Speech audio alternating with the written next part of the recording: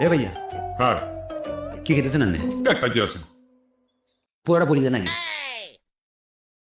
আন্নে জানেন এটা কার কেক যার কে কি হোক বেতনে ছিল কাজে আছে আই খবরলে দেখছি এই কেকটা স্পর্শ কাবিলা ভাইয়ের কাছে হারাইছে তো হচ্ছে